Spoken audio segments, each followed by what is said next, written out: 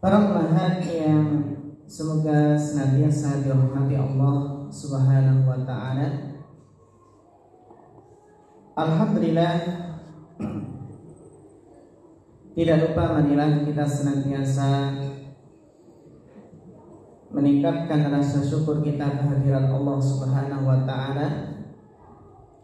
Karena alhamdulillah atas segala limpahan nikmatnya kita bisa menghadiri kajian di kesempatan siang yang berbahagia ini, di hari yang mulia, hari Jumat.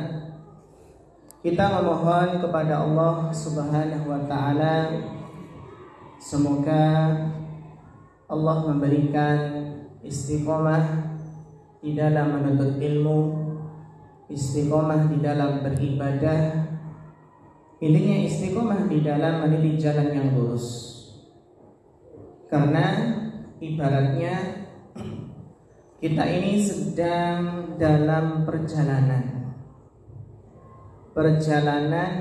yang amat panjang, perjalanan yang sangat jauh. Naik apa kita biasanya? Kalau kita perjalanan biasanya pun umahat panjenengan zaman sapunika taksih sering naik bis boten? Boten nggih? Ning pernah naik bis. Nah, panjenengan naik bis niku kadang-kadang ketemu sopir yang enak dan kadang-kadang ketemu sopir yang gak enak. Kalau pas ketemu sopir yang gak enak, sopirnya ugal-ugalan, ada jalan berlubang, ditabrak mak jegluk, nyalipnya gak hitung-hitungan, ngebutnya gak ketulungan. Jadi perasaan kita bagaimana seandainya mendapatkan sopir yang seperti itu? Akhirnya jenengan yang jenengan lakukan pada saat itu adalah memperbanyak mengucapkan la ilaha illallah. Siap-siap nopo? Siap-siap supaya kalimat akhir yang diucapkan la ilaha illallah. Tapi apakah cukup? Kalau kita pengen selamat, apakah cukup memperbanyak kalimat la ilaha illallah? Nggih, boten cukup. Panjenengan harus mau mengingatkan Pak sopir. Wah, nggak berani Ustaz. Ya kedah diingatkan, Pak sopir jangan ugal-ugalan. Ini ada yang sakit jantung, ada yang sakit gigi, ada yang hamil tua. Jadi Pak sopir jangan ugal-ugalan. Itu kalau kita pengen selamat harus berani mengingatkan Pak sopir. Tapi kadang kita juga pernah ketemu dengan sopir yang Masya Allah, nyopirnya enak banget, halus banget. Saking enaknya satu bis semuanya pada ngantuk. Sopirnya ketularan ngantuk. Dan gak ada yang tahlil sama sekali, semuanya ngantuk.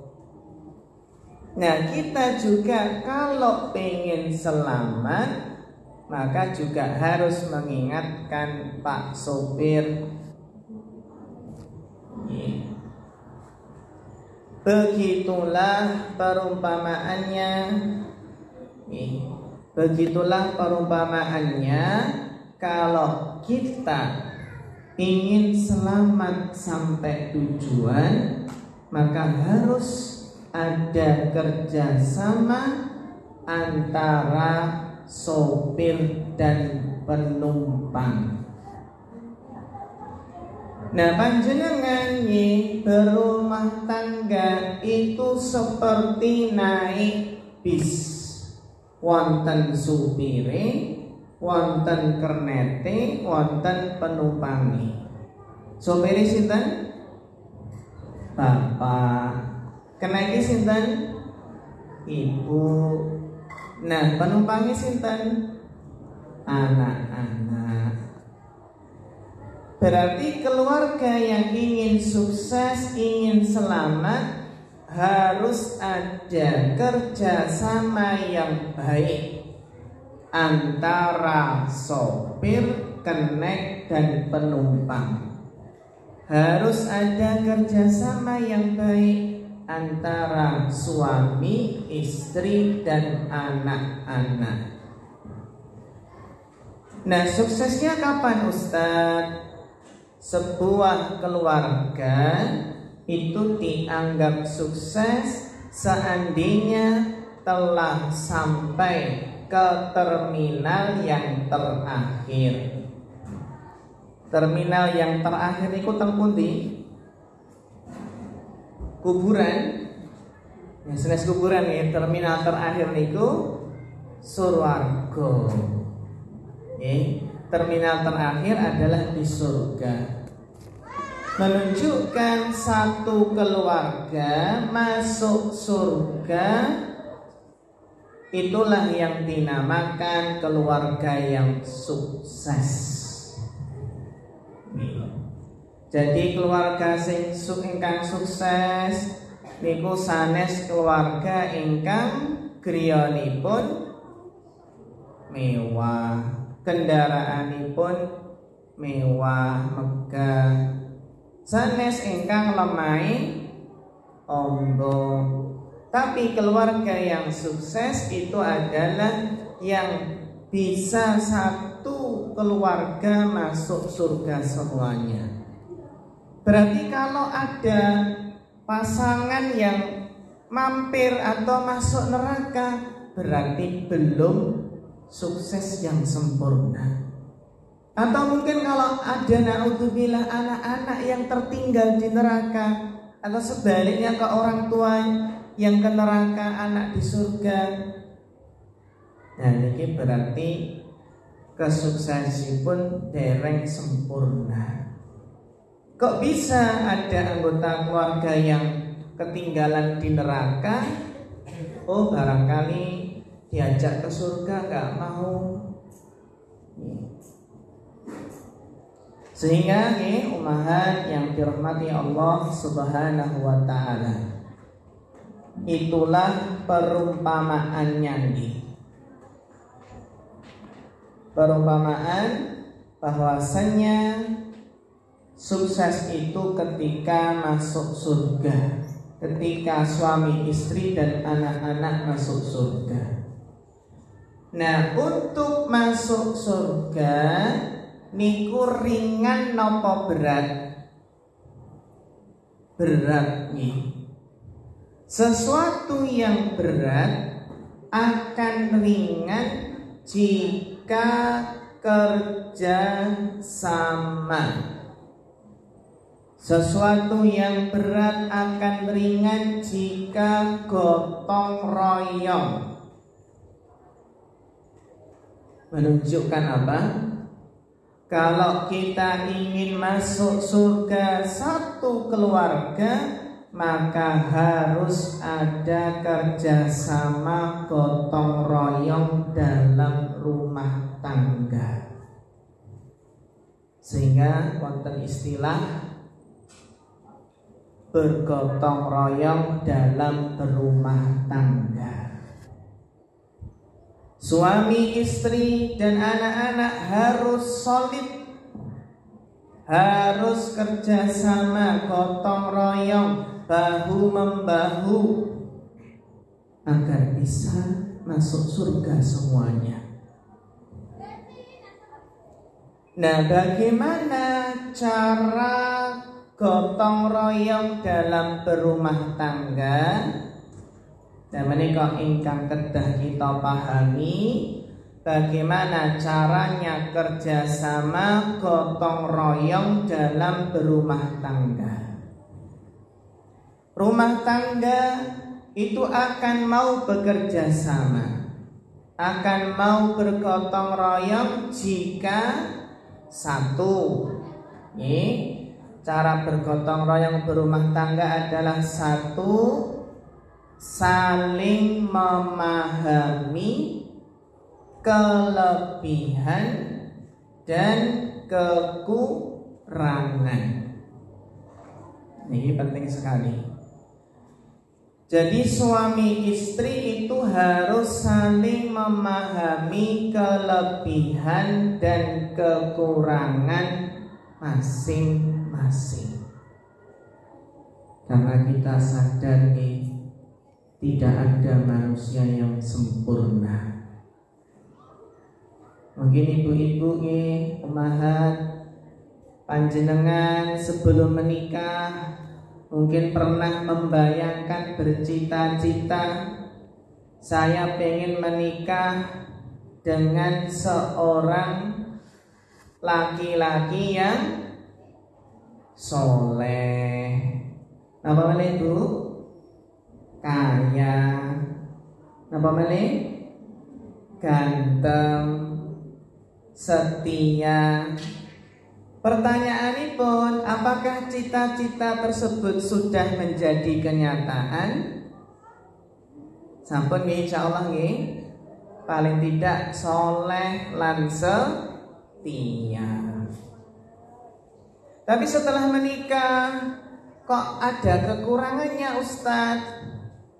Nggih, kedah kita pahami bahwasannya setiap orang pasti punya kekurangan. Tak ada gading yang tak retak.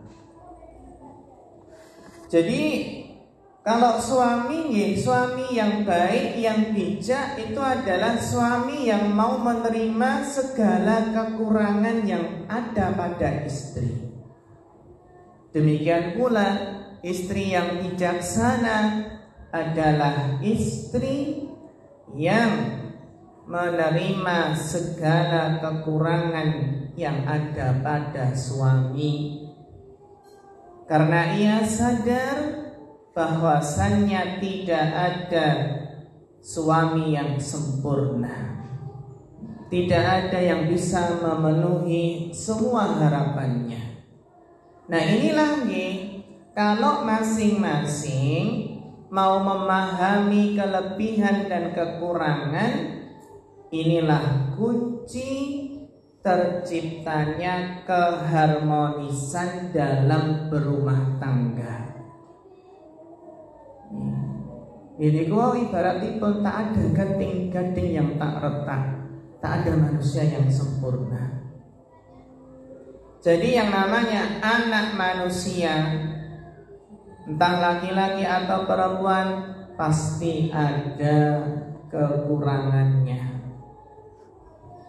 Sehingga ini harus kita pahami bahwasannya Nabi SAW itu pernah memberikan nasihat kepada para suami, la yafraq mu'minun mu'minah. Janganlah seorang mukmin, janganlah suami itu membenci istrinya. In kariha minha khuluqan radiya minha akhar. Jika dia enggak suka suatu perangai, maka dia akan ridho, akan suka dengan perangai akhlak yang lainnya. Demikian pula sebaliknya. Janganlah istri itu membenci suaminya. Jika mungkin istri itu gak suka dengan suatu perangai suami, masih banyak di sana perangai-perangai yang baik. Jadi rumah tangga itu nggak akan harmonis, nggak akan bahagia kalau selalu yang dilihat adalah kekurangan pasangannya. Jadi di sana ada apa? Ada tipe-tipe suami istri.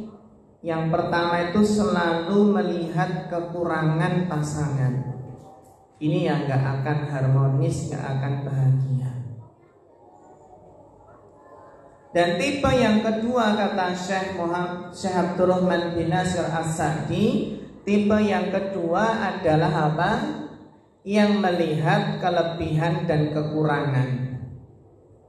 Sehingga apa?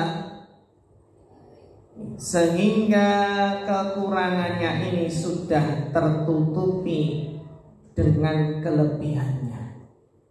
Alhamdulillah ya Allah, suami saya yang mungkin ada kekurangan, tapi Masya Allah kelebihannya lebih banyak. Kelebihan inilah yang menutupi kekurangan-kekurangannya.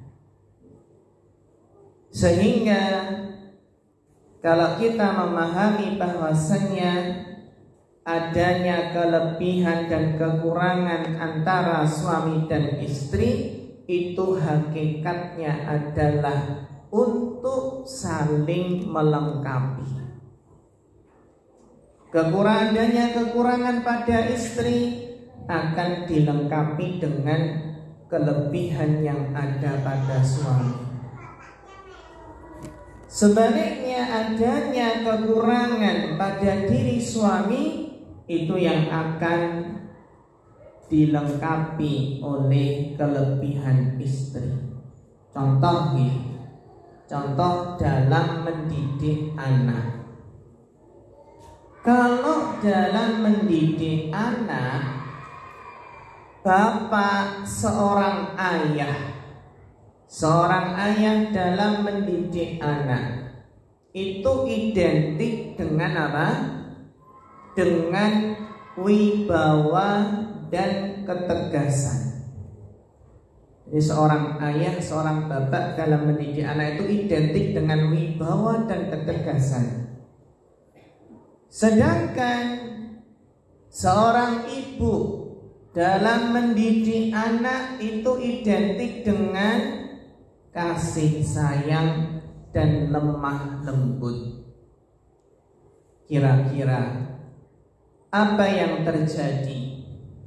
Kira-kira apa manfaatnya? Apa buah yang akan dicapai seandainya digabungkan antara wibawa dan ketegasan ayah digabungkan dengan kasih sayang dan kelembutan seorang ibu? Maka akan menjadi kekuatan tarbiyah yang luar biasa ketika digabungkan antara wibawa ketegasan dengan kasih sayang dan kelemah lembutan. Sehingga para ummahat yang dirahmati Allah Subhanahu wa taala, ini jadi harus kuncinya adalah mengingat kebaikan dan kelebihan pasangan. Kalau baru ada masalah nih, baru marah dengan suami, jengkel, segera ingat kebaikan-kebaikan suami, segera ingat kelebihan-kelebihannya. Pasti yakin maka marahnya akan hilang, akan bisa membantu meredakan kemarahannya sehingga bisa berbuat adil. Sehingga para ummahat yang dirahmati Allah Subhanahu wa taala, itulah yang harus kita pahami. Memang yang namanya rumah tangga itu nggak lepas dari yang namanya perbedaan pendapat, perselisihan atau baru bertengkar. Tapi hendaknya seseorang itu bijak ketika ada perasaan marah dengan pasangannya, segera ingat kebaikan-kebaikannya. Jadi jangan sampai terkadang terkadang ada suami yang menceraikan istrinya karena melihat ada kekurangan pada diri istrinya. Pertanyaannya adalah, ketika suami tersebut menceraikan istrinya, kira-kira apakah dia menjamin akan mendapatkan yang lebih baik, atau mungkin justru mendapatkan yang lebih buruk dari yang sebelumnya?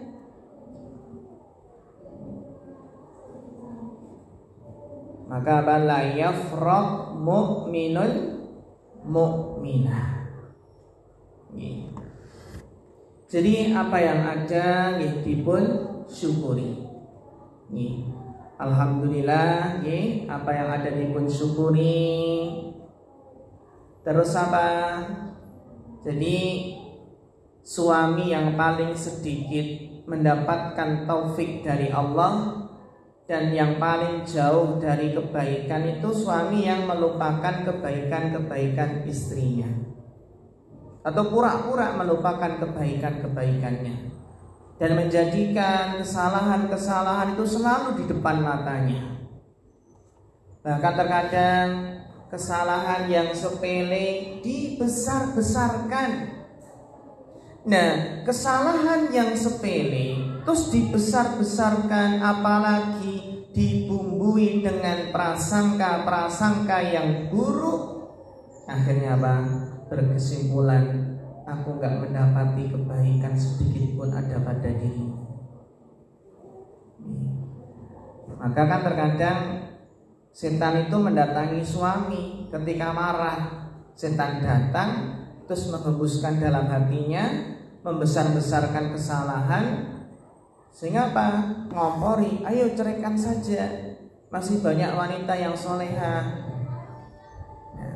Maka setan itu kan diberi penghargaan oleh iblis ketika berhasil memisahkan antara suami istri. Para ummahat yang dirahmati Allah Subhanahu wa ta'ala. Kemudian yang kedua, cara bekerja sama dan bergotong royong dalam rumah tangga. Bagaimana caranya? Yang kedua adalah saling menunaikan hak dan kewajiban. Saling menunaikan hak dan kewajiban. Inilah kunci kesuksesan dalam membina sebuah rumah tangga. Yang harus kita pahami bahwasanya masing-masing pasangan itu memiliki hak dan memiliki kewajiban. Maka jangan sampai hanya menuntut haknya saja, namun melupakan kewajibannya. Allah Ta'ala berfirman dalam surat Al-Baqarah ayat 222, walahunna mislul ladzi 'alaihinna bil ma'ruf walirrijali 'alaihinna darajah. Dan para wanita itu mempunyai hak yang seimbang dengan kewajibannya. Para wanita mempunyai hak yang seimbang dengan kewajibannya menurut cara yang ma'ruf.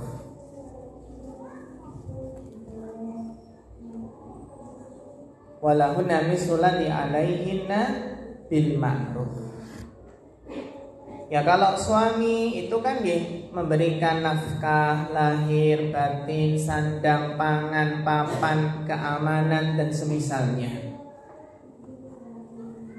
Sebaliknya, seorang istri memiliki kewajiban utamanya adalah mentaati suami dalam hal yang ma'ruf, dalam hal yang baik.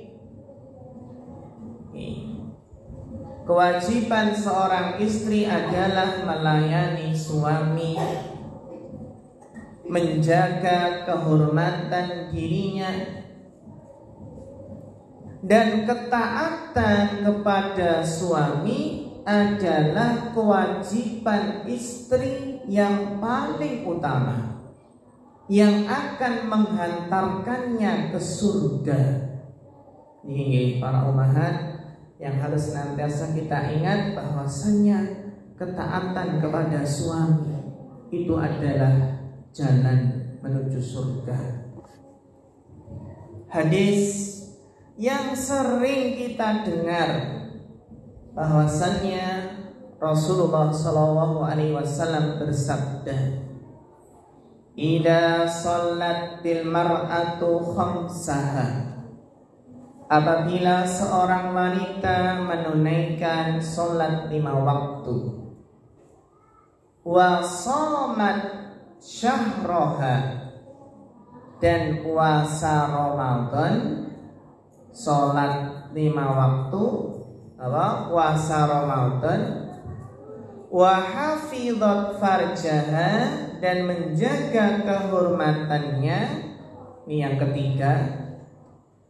Yang keempat, wa ata'at zaujaha, dan mentaati suaminya.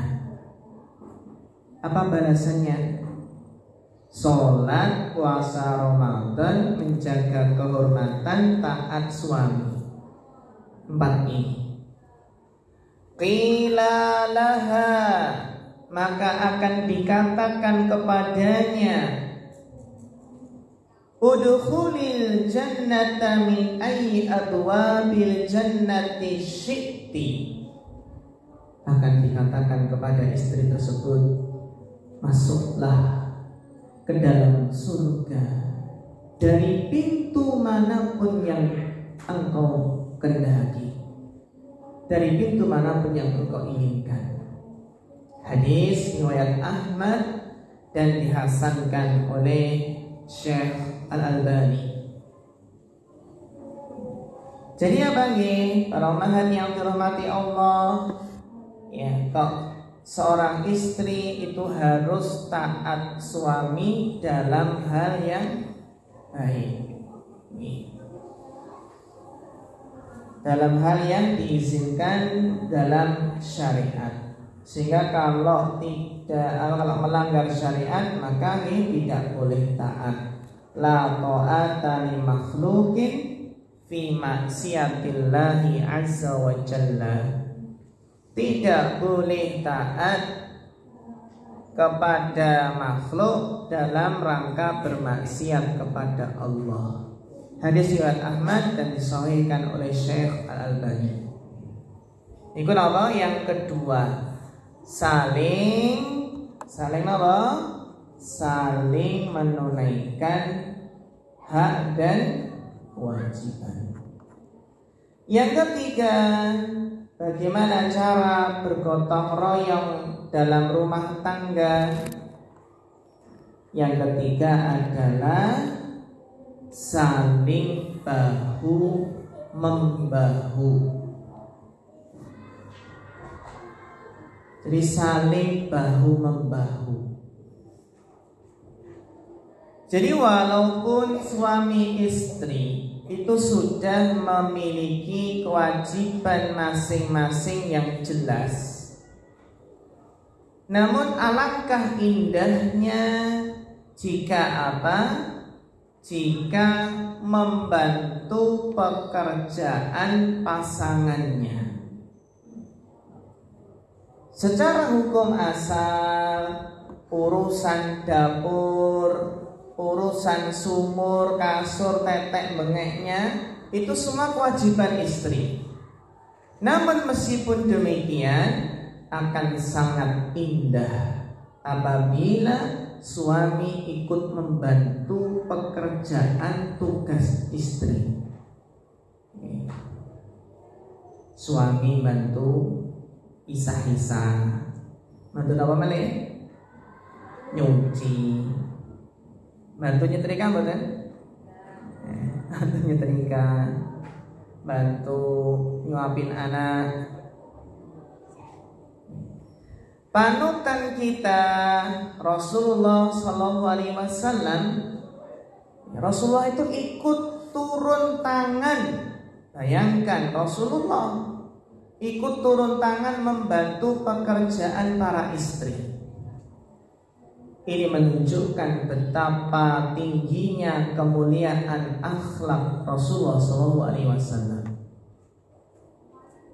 Ini pentingnya, menjelaskan pentingnya menjaga kehormatan dalam rumah tangga. Dalam sebuah hadis yang diriwayatkan oleh Urwah pernah bertanya kepada Aisyah. An Urwah taqala qultu li Aisyah. Dari Urwah berkata, aku bertanya kepada Aisyah, ya ummul mukminin, ayyu syai' kana yasna'u Rasulullah SAW idza kana indaki? Urwah bertanya, wahai ummul mukminin, apakah yang dikerjakan Rasulullah Sallallahu Alaihi Wasallam tatkala bersama Anda di rumah? Aisyah menjawab, ma yaf'alu ahadukum fi mihnati ahlihi yakhsifu na'lahu wa yukhitu thawbahu yarfa'u dalwahu. Ibunda Aisyah menjawab, beliau Sallallahu Alaihi Wasallam melakukan seperti apa yang dilakukan salah seorang dari kalian jika sedang membantu istrinya. Beliau Sallallahu Alaihi Wasallam mengesul sandal beliau sendiri. Bayangkan nih, bahkan beliau Sallallahu Alaihi Wasallam menjahit bajunya sendiri. Kalau ummahat nih, kalau ada baju suami sobek atau celana sobek, siapa biasanya yang menjahit? Istri. Rasulullah menjahit sendiri, Insya Allah. Bahkan beliau SAW mengangkat air di ember, ngambilkan air. Hadis riwayat Ibnu Hibban dan disahihkan oleh Syekh Albani. Begitu pula saling bahu membahu dalam mendidik anak. Para ummahat mendidik anak itu membutuhkan kekompakan untuk menggapai keberhasilan. Yang mana dalam mendidik anak itu tidak boleh terjadi adanya saling lempar tanggung jawab. Yang seharusnya masing-masing saling bersinergi, saling bahu-membahu. Seperti tadi kewibawaan, ketegasan ayah digabungkan dengan apa? Kasih sayang dan kelemah lembutan ibu. Demikian pula orang tua itu juga harus memiliki kata sepakat dalam mendidik anak-anaknya. Contohnya, jangan sampai kalau mendidik itu nggak sepakat. Apa Ustaz? Contohnya nggak sepakat. Contoh, seorang ibu melarang anaknya nonton TV, dan ibu tersebut meminta anaknya supaya mengerjakan PR. Namun di saat yang bersamaan si bapak ternyata malah membela si anak dengan alasan nggak apa-apa nonton TV, kan nggak terus-terusan, nggak apa-apa sekali-kali nonton TV, biar anak tidak stres. Nah, berarti ini bapaknya nih bela anaknya ini. Jika hal itu yang terjadi, maka apa yang terjadi? Maka anak akan menilai ibu jahat. Kalau bapak baik. Akibatnya apa? Setiap kali ibunya memerintah, maka apa? Anak akan mulai melawan dengan berlindung di balik pembelaan ayahnya. Demikian pula kasus sebaliknya. Jadi harus kompak, harus sepakat.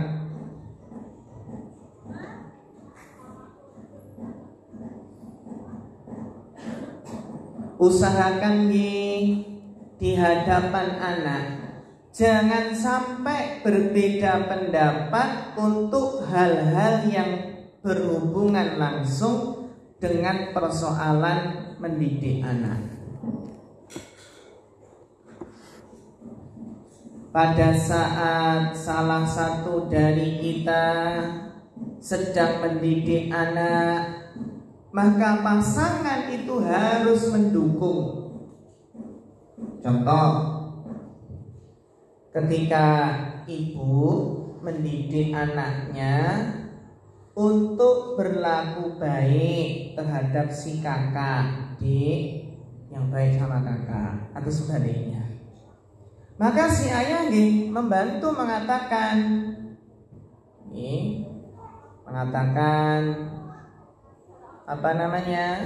membela. Jadi apa? Jadi idealnya si ayah yang mendukung pernyataan ibu. Betul kata ibu. Jadi kita yang mendukung saling saling menguatkan nasihat ya satu dengan yang lainnya. Ini berarti harus saling bahu membahu.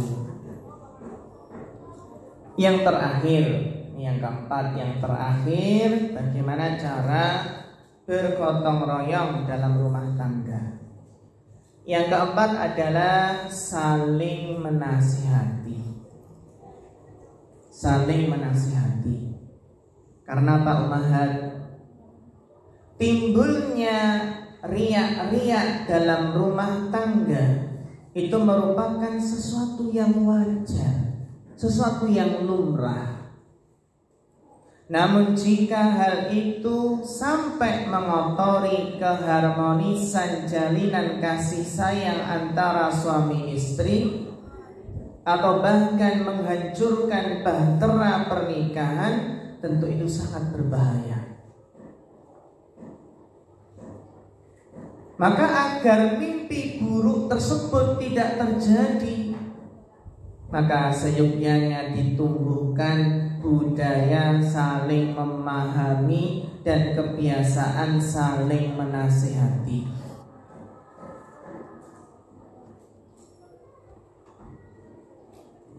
Rasulullah SAW pernah bersabda, ala wastausu bin nisa'i khairan. Ingatlah, hendaknya kalian berwasiat menasihati yang baik kepada para istri. Jadi para ummahat, benih-benih kesalahan yang ada dalam diri suami atau istri, apakah didiamkan begitu saja? Karena sebagian adanya kesalahan didiamkan dengan dalih, dengan alasan menjaga keharmonisan rumah tangga. Justru sebaliknya, kesalahan-kesalahan itu harus segera diluruskan. Dan tentunya cara meluruskannya harus dengan cara yang baik, dengan cara yang elegan, tutur katanya yang lembut, raut muka yang manis, dan metode yang tidak menyakiti hati pasangannya. Yang dia saling menasihati. Istri yang solehah akan senantiasa membantu suami dalam mentaati Allah. Begitu pula sebaliknya, suami yang soleh, keduanya saling bahu-membahu, nasihat menasihati untuk meraih ridho Allah dan surganya. Alangkah indahnya jika sebuah hadis nabawi berikut ini diterapkan dalam rumah tangga, yang mana Nabi sallallahu alaihi wasallam bersabda, rahimallahu rajulan qama minal laili fa shalla wa ayqadha imra'atahu fa in abad nadha fi wajhil ma. Semoga Allah merahmati seorang suami yang bangun di malam hari untuk menunaikan sholat malam, lalu ia membangunkan istrinya. Bila si istri enggan, maka ia pun memercikkan air ke wajahnya. Diperciki senes digebyur ember. Nanti kalau digebyur ember gak jadi sholat, malah marah-marah. Rahimallahu imra'atan qamat minal laili fa shalat wa iqadat zawjaha fa in abana dhat fi wajhil ma. Demikian pula semoga Allah merahmati pula seorang istri yang bangun di malam hari untuk melakukan sholat malam, lalu ia membangunkan suaminya. Bila si suami enggan, ia pun memercikkan air ke wajah suaminya. Masya Allah. Saling apa? Saling bahu-membahu, saling menasihati. Tapi alangkah baiknya ada kesepakatan.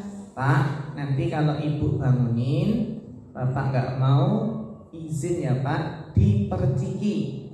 Apa? Diperciki. Gak boleh gak boleh marah. Jadi semuanya itu berhak menasihati. Jadi bukan hanya kepala rumah tangga saja yang menasihati, termasuk istri, anak-anak juga berhak memberikan nasihat. Karena apa? Semua itu berpeluang melakukan kesalahan.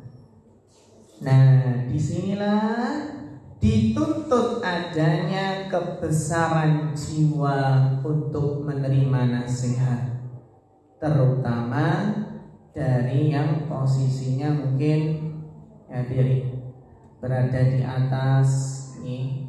Nasihat, bahkan nasihat dari bawah sekalipun nasihat tersebut dari bawah.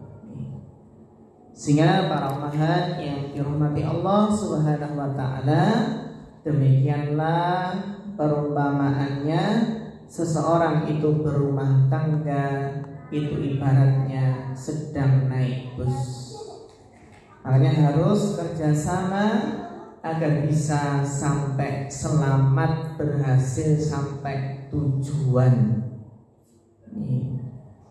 Dan dalam apa? Dalam bekerja sama, bergotong royong rumah tangga, bagaimana caranya? Yang pertama tadi apa? Saling memahami kelebihan dan kekurangan. Nomor kali apa? Saling menunaikan hak dan kewajiban. Nomor 3, saling bahu membahu. Nomor sekawan, saling menasihati. Ini demikian. Ini semoga apa yang kita bahas, kita diskusikan di kesempatan siang hari ini bermanfaat. Semoga menjadikan keluarga itu semakin ya sakinah, mawaddah, warahmah. Amin ya rabbal alamin. Demikian ummahat sedikit, mudah-mudahan bermanfaat. Ada kurang lebihnya mohon maaf. Fa akhirul kalam, wassalamualaikum warahmatullahi wabarakatuh.